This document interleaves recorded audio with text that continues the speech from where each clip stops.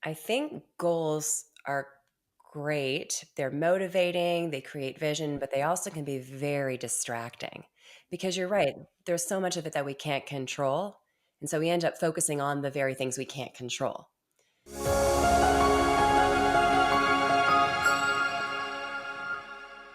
Ladies and gentlemen, welcome back to Mick Unplugged. And today's guest is one of my favorite follows on social media and someone who's become a dear friend. We're going from alpine ski prodigy to Fortune 500 performance whisperer. She is the PhD powerhouse coaching Olympians, CEOs, and everyday warriors to master their mental game. She's the author of Personal Podium and creator of the hashtag Mental Toughness Moments. She turns pressure into power. So get ready for the dynamic, the relentless, the strategic, the electrifying, the mentally challenging herself, the good doctor, Dr. Haley Perlus. Haley, how you doing today, dear? Oh, I'm awesome. Super excited, Mick. And I've got all my becauses ready. Well, let's just go there since you're prepared. So, you've done a lot in life. There's not a lot of people that are proclaimed prodigies, but you actually are one of them. And so if we were to say, Dr. Haley, today, what's your because? What's that thing that keeps you pushing and striving for greatness? I believe in people. I believe in myself and I believe in people. I do believe people can grow. I do believe people can change. I do believe we have control, more control than we give ourselves credit. I do believe we Yeah. control our emotions more than we give ourselves credit. Yeah. And I also have this my favorite movie of all time is Flashdance. Do you remember that movie, Okay. Flashdance? Yeah. And it is, and my theme song is "What a Feeling." But Mm. that movie and song reminds me of a time when I was younger.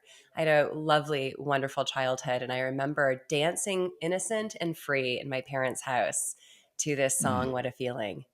And Mm. now, today, I still use that song because the lyrics are "Take your passion and make it happen, dance through life." And whenever I need a boost, that song inspires me. And so there's this combination of believing in people to grow and be challenged and embrace pressure, combined with this childhood innocence and Mm. curiosity and just to be free in life. Put those together. That's what I want for myself and everyone that I know, everyone that I don't know too. Wow. So deep. I want to unpack a little bit there. So when did you know that that was really you? Like the the cerebralness that you have, right? The people care that you have, the impact that you go get. When did you really know that that was who you were? I don't I wanna say always 'cause my parents Mm. always said that that was my nature, but I chose this profession, if you will. I chose to help people realize their potential when I was 12, and it Mm. was because of a leader that I had. So as Okay. you mentioned, I was an alpine ski racer and I was talented. I was one of the lucky ones that had the talent and I was competing in this really big race and my coach pulled out $100 bill and told me that he had bet on me to win. And so exactly. So in that moment, it's going to go one of two ways, and that's when we talk about pressure turning it into power. On one hand, it could not go well and I could think Mm. of all the anger. How could he bet on me? Or all the fear. What if I let him down? Mm. But I didn't. I thought, wow, if my coach believes in me so much that he's willing to bet on me, doesn't that mean I'm doing something right? Yeah. And then I remembered I've won every race so far this season, and this is a technical course, and all of the reasons why I can. And I went down and I won, which was great. My coach came Mm. down, congratulated me, kept the money for himself. But he said to me, it's amazing what your performance can be when you get your head straight. And then 2 weeks later, he brought a sports psychologist to come and speak to my team. And at 12 Mm. years old, I went home and I told my parents, this is what I'm going to do. Yeah. Yeah. I love that, Dr. Haley. And, I talk to people all the time about pressure. And I believe we have this huge myth or this big misquote, right? Like people say that you rise to the occasion, right? Like you're ready for the pressure. And I actually counter that by saying you don't rise to the occasion, you rise to your level of preparation. right? Mm. And so for me, if I know that I'm prepared, I'm willing to live with the outcome, right? Like I'm the guy that always wants to take the last shot. I want to be at bat when it's bottom of the ninth, 2 outs, and I've got to hit a grand slam to go. Like I want that because I'm always going to be prepared. So you work with, I mean, even for yourself, but working with Olympians and CEOs and high performing individuals. How do you take that of preparation is really the key? It's everything, right? You're right. The what is it? The rule of 7 P's: proper preparation prevents piss poor performance. Yep. But Yep. preparation, but it's the right kind of preparation. And so the first thing that I do with everyone, doesn't matter what life domain, health enthusiast, business, sport, we prepare our three best strengths. And everything I do comes from professional sports. And professional athletes do not run out onto the field thinking about all their Mm, weaker links. They run out onto the field, court, mountain, water, whatever it is, ready to highlight their strengths because yeah. that's what they've prepared for. Now they've Right. also prepared for resilience, moments for recovery, but it's Mhm. they prepare for their strengths. So in every practice session that I have or consulting session, what are your three strengths? Technical, tactical, strategic. Like let's get specific so Yep. that when you go out there and you say, just do the best you can, I understand the concept, but what does that mean? It means you're going to do this and you're going to do this and you're going to highlight this because those are your three strengths. Mm, And be prepared to always be ready to pull out your strengths in addition to obviously improving all the time. But it's the yeah. both, it's the highlighting your strengths and improving those weaker links. Amazing. Amazing. So I want to go back to something earlier when I said it kind of fast because I knew I wanted to have a moment to talk to you about this. So you were labeled a prodigy in alpine skiing, right? Like, and I don't want to say the pressure. I just want to say the knowing and that hitting you and accepting that that's who you are, right? Because a lot of times people that are great, people that are exceptional, I think they become that way because they accept it, right? Like it's almost like a challenge and you accept that, okay, this is my label, this is what I'm gonna do. But I always wanted to ask, and there's only a few prodigies in the world, right? I've always wanted to ask someone, did you feel that about yourself? Did you feel, man, I'm a prodigy? Like there's not a lot of people at this age that can do what I'm doing. Well, I do feel I need to correct a little bit because there are many, people in my sport that went much farther than me, but I did at a very young age had the pressure of, Yeah. being expected to win. Yeah. And I think with my upbringing, so with my parents, and I had some amazing coaches. Even the coach Mm, that bet on me to win, he is probably one of my top three, if not top two, coaches of all time. mm, And so I learned to embrace that, to take that yeah. on, to use it. It's all energy. It's That's all right. energy. And we're either going, that energy is either going to get stuck, and then cause us to brace and cause us to freeze, or that energy is going to flow through us and just propel us. Yeah. And when someone looks at me and has high expectations, like when I'm about to, well, you know this for sure, when you're about to deliver a keynote and you have this great introduction, let's go. Like Right. let's Right. use that. Yes. And so I think I earned it and I Mm, want to continue to earn it that's it. and That's and it. live up to my potential. Yep. Yep. You know, you often say mental toughness is a skill, not a Mhm. trait. Can Mhm. you talk to the viewers and listeners about that and what that really means for you? Yes. With experience, we can learn through experience. Mm, But I believe that this is mental toughness is showing up when you don't really want to, yeah. is accepting with courage. And I know you like that word courage and enduring, maybe not pain, but certainly discomfort Yeah. in order to grow and Yeah. giving every ounce of effort that you have, even though it may not be 100% of that day. So that's what mental toughness is. And it takes motivation and it takes confidence and it takes focus and it takes anxiety control. Those would be Yeah. the skills. So that's why I say Mm. mental toughness is a skill.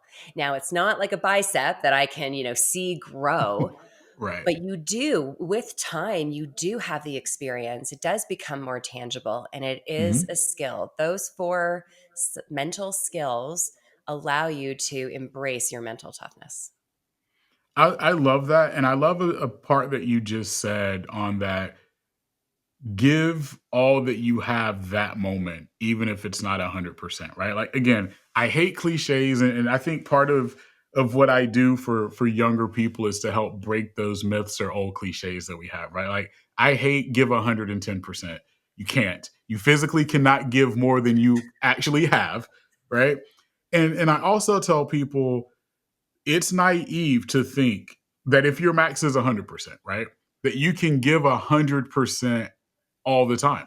There are days that you're physically ill and you can't, but you can give the best that you have, right? And the best that you have, if all you can give is 70%, then give the best that you have. That doesn't mean limit yourself to, oh, I'm not going to execute or I'm only going to do. But sometimes in a lot of situations, your very best usually isn't 100%. Like, people actually don't believe it, but then I say, okay, go bench press, right? And go go bench press the most that you can, and let's just assume that that's 100%. Now go do it 10 times. Can you do it 10 times? Nope, because you can only do it once, but you did it once. So again, I love for your thought process on that too. Just or dive deeper into give the best that you have at that given moment or that given situation. Sure. I have a rule for myself and a rule that I share with others. Give yourself some Mm, grace. And that's what we just yeah. said, right? If you only have 70% to give today, accept the fact that, today might be that 70%er. So give yourself some grace. Never let yourself off the hook. No. And here's why I put the two together. People can give themselves grace and then come up with every reason why they don't need to get off the couch, come up with Yep. every reason why they can put, this call, delay this call or Mm, push this deadline, mm. whatever their challenge is that they're looking at. So giving themselves some grace is important, but it's not the complete Yeah. tool here. Never letting yourself off the hook is okay. I understand the situation. I understand my circumstances, but I'm going to do something. And then Yeah. you're right. Just 3 days ago, I was getting over a little bit of a cold. I had a lot of travel and it was just, overrun maybe a little bit. And so I intended to go for a bike ride and I Mhm. wasn't feeling my best. So I'm like, okay, well, I'm just going to go to the first goal because I have like three lengths, three durations, if you will.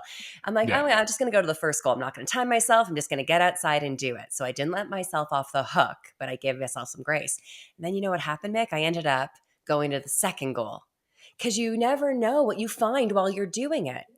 That's Energy right. came, motivation came. I was outside, I was listening to good music, I was Mhm. embracing, and I'm like, oh, you know what? What I thought was maybe 70 actually is 80 Right. because our head Right. plays tricks with us. so, Yeah. Yeah. so that's why don't let yourself off the hook. Go and do something, and then be curious and open minded to what can take it on from there. Love it. Love it. And I want to segue to your book, The Personal Podium, because in your book you have a lot of really huge gems that I just go back to. But you talk about achieving your personal gold standard. And it was as if we're best friends and we have so much synergy in how we think, Dr. Haley, because I talk to people about creating standards, not goals. When I talk to leaders and when I talk to companies, it's about creating standards. Goals are always personal, right? Like, I need to have a standard, which is my minimum expectation. And if I want to achieve above that, that's my personal goal, right? And, I'm a football nut, and Mike Tomlin has a thing at Pittsburgh the standard is the standard, right? We don't talk about goals. We have a standard of excellence, and that's what we do. And in your book, you really talk about your personal gold standard. I'd love for you to talk to the viewers and listeners about one, how they establish it, what's the mindset needed for it, and why that's a critical component to mental toughness. I think goals are great. They're motivating, they create vision, but they also can be very distracting because you're Right. right. There's so much of it that we can't control. And so we end up focusing on the very things we can't control. When Right. it comes to our personal standard, and it's funny, my full name is Haley Suzanne Perlus, HSP, and my company's HSP, but my mother said that's also your highest standard of performance. And so, thanks, mom, because she brought that in. And I started really Right. embracing, what is my highest standard of performance? And I know a little bit, but I don't know everything. And as I grow Yeah. and as I develop, that standard can change. Yeah. And I'm constantly searching for that standard. And Mm. when I know, and coming back to, giving out every ounce of effort you have in the moment, when I know that I've done everything that I can do, and you really know this, when Mhm. you're lying to yourself about it, and when it's true. That is Yeah. all that you can do, and that's your standard. Love it. I love it. Another thing that I love in the book, and I know you talk about this a lot on social too. And at first I was challenged by it, and then I had to go back and self-reflect. And it's don't let yourself off the hook, Mhm. right? Like I think a lot of times, because even you just said, well, you've got to give yourself grace. But then I understood exactly where you were going, because grace and letting yourself off the hook are two totally different things. And I think a lot of times people will say, well, okay, it's okay, I didn't do this today. And maybe it's okay to say that, but there needs to be a second part to that, right? I need to do X so that this doesn't happen again. So, can you talk about the power of not letting yourself off the hook? Something is always better than nothing. And so Mm. when you let yourself off the hook, we end up doing nothing a lot of the times. We really do. We go for the easy route. Yeah. One of the greatest researchers is Mihai Csikszentmihalyi, founder of Flow State. Mhm. And of course, we're talking about it's called flow state. So we're talking about that flow, right? When your challenge Yeah. meets your demands and everything's seamless and everything's going great. But his research also talks about many different, in his chart, he also talks about something just above flow, just above your highest standard, which would be like the Mhm. arousal zone. And then there's also Mhm. something just below, which is the control zone. And I don't know that we can be 1% better every day. I think, given what you talked about, you can't even be your best every day. So how can you be 1% Right. better every day? Right. But Right. if we open our eyes up to this control piece, which is if your current level ability we'll just call it the 10 because that's your current level ability. Mhm. If you don't let yourself off the hook, you'll go for like a 9 or an 8. Yeah. But if you don't even think about that, you'll just won't even try. You'll go for the 0, the 1, and that's boredom, according to Mihai Csikszentmihalyi. Yeah. That's when things are so easy, and then complacency kicks in, and then just apathy. You use it or lose it. You don't do it, so you lose it.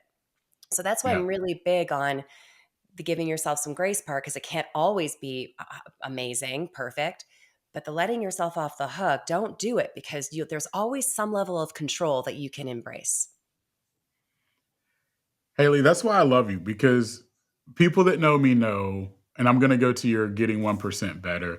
That's also a myth that I tell people isn't true, right? Like you can lose weight and you have a starting number and a goal number, and you can track 1%. You know what that looks like. You can talk about income.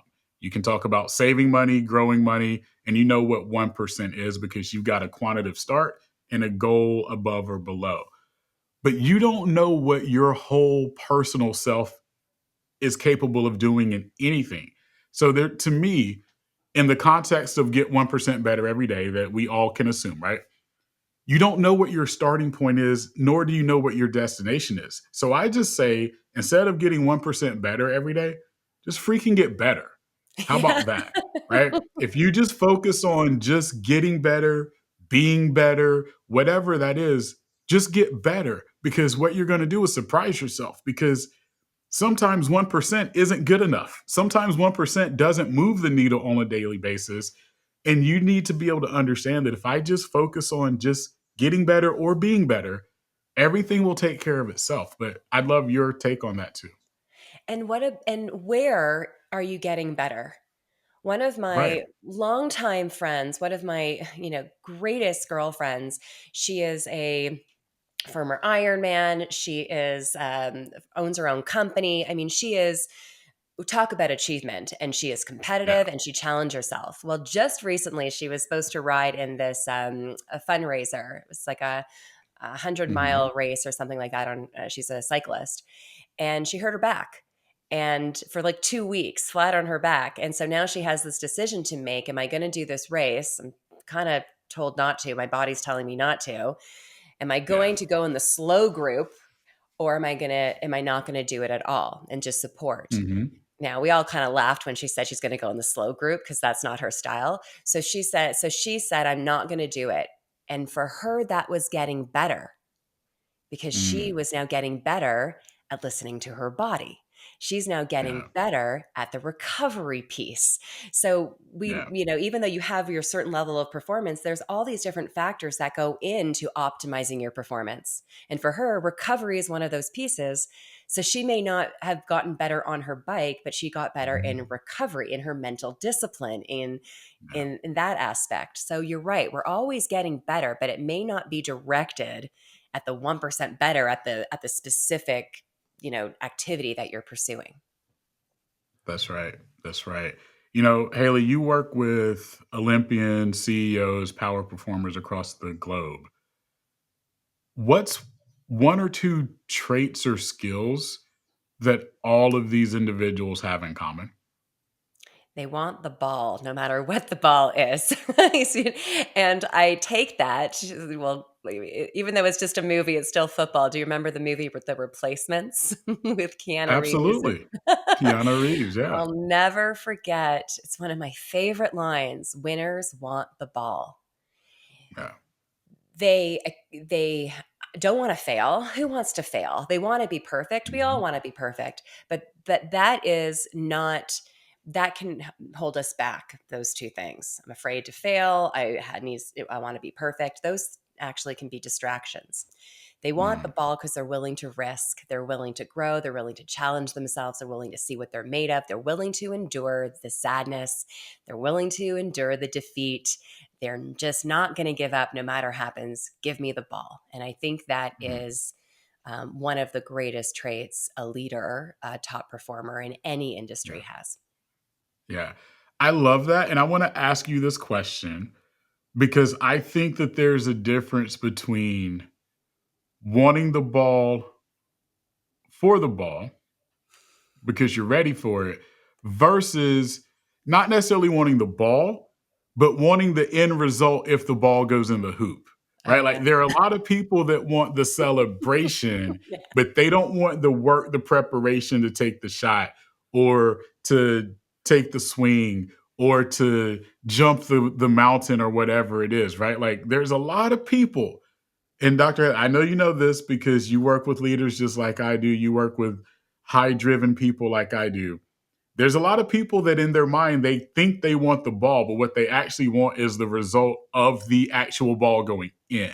How Right. do you distinguish between the two?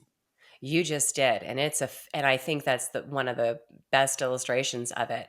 There's the catching the ball in the end zone, or it goes through the Right. net and then I catch the ball, great point. There's the cherry picking, standing there Right. so that you don't have to do any Mhm. of the work, but you'll have the ball to throw it in at the end and take Right. all the credit for it.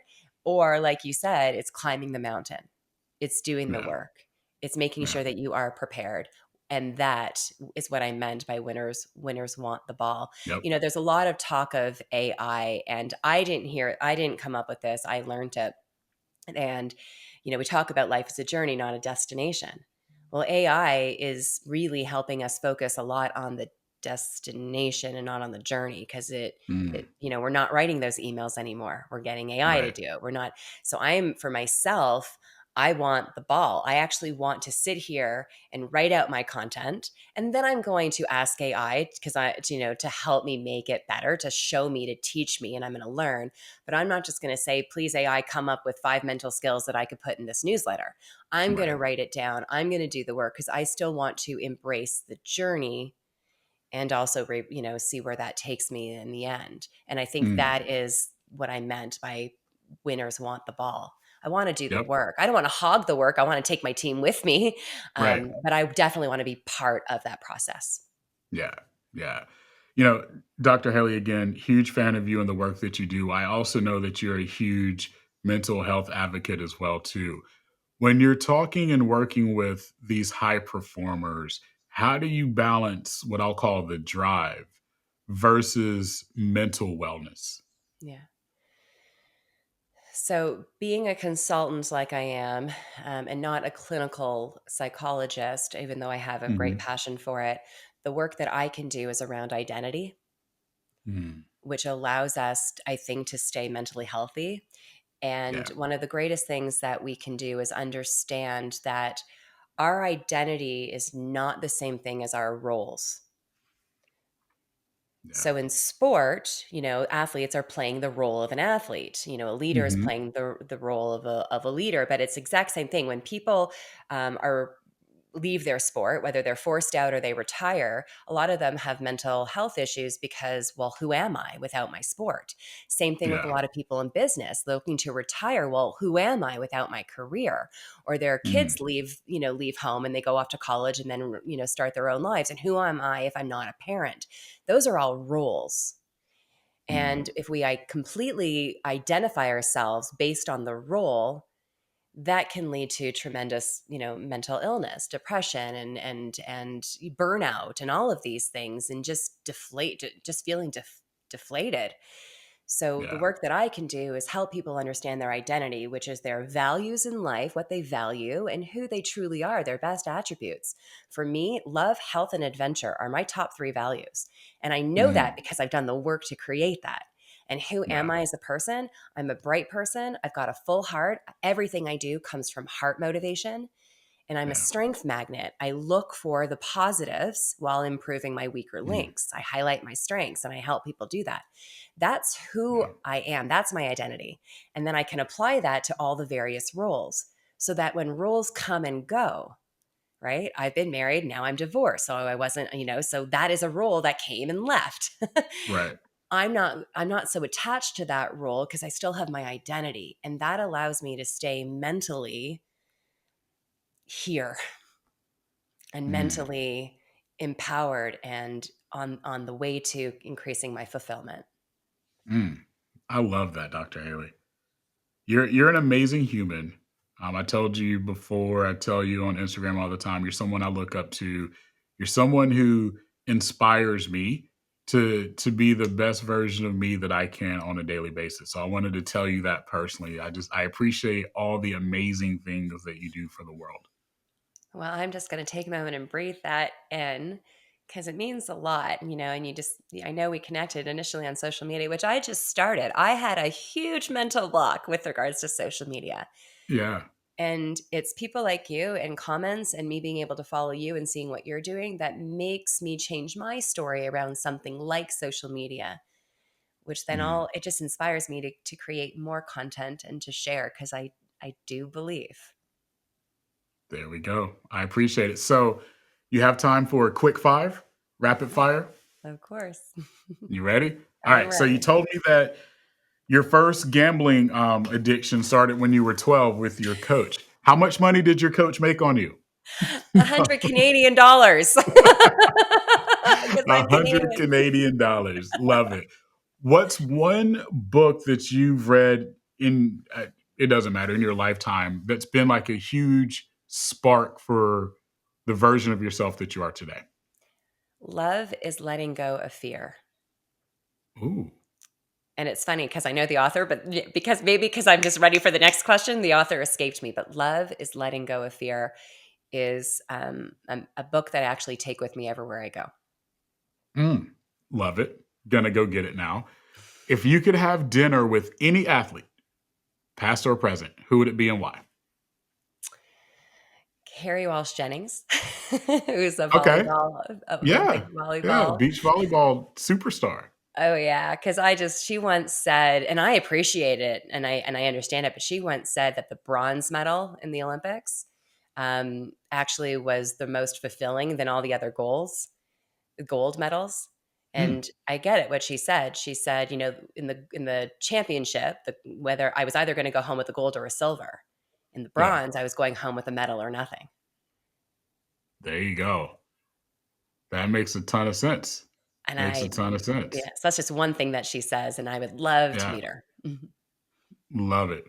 Love it. What's one daily habit that is a must have in your life? My partner and I, we go for a walk when I'm in here and I'm not traveling. We go for a walk every single morning. And just yesterday, we said after dinner, we're going to do it the same thing. Every single morning, the two of us Mm. before work, we go for a morning together. Sunshine, companionship, movement. Love it. Love it. Love it. Love it. All right. Complete this sentence. Mental toughness means fill in the blank. Striving for perfection, but also at the same time, striving to be my best recoverer. Mm, that is so deep. That is so deep. That was your quick five. Look at you. You did it. You did it. All the pressure's off now. All the pressure's off. No, give me more. I embrace it. I'm joking. There you go. All right. So, Dr. Haley, where can people find and follow you? Best place is my website, Dr. just Dr. HaleyPerlus.com. They can opt in for my weekly newsletters, but there's also a little area where you can write a note, and I get those. So Yeah. you write me a note and I will respond. Perfect. I'll make sure we have links to that in the show notes. I'll throw in your Instagram as well. I'll also send a link to the book. Do you want them to do that from the website, or would you prefer me to list Amazon, Barnes and Nobles? Where do you want me to do that? It's on Amazon, and everything that you need about my master classes, my coaching, everything's my book, everything's on the website. So that's perfect. Perfect. We're going to send people there. I promise you, for all of the Mick Unplugged viewers and listeners, she's a great follow. Definitely check out the masterclass. You definitely need to have a book. The book is a must have in your life. If you're a high performer, if you lead people, if you just want to overall get better with your personal mental toughness, that's the book for you. Dr. Haley, I appreciate you more than you know. This time was well spent. I think we should do it again, but that's your call. I'm not going to force you to come on, but if you want to be on, I'll have you. Are you kidding? I'm ready tomorrow. Whenever. Let's But you're so popular and you're so whenever I can fit into your schedule, just holler. I'll do that. I'll do that. For all the viewers and listeners, remember your because is your superpower. Go unleash it.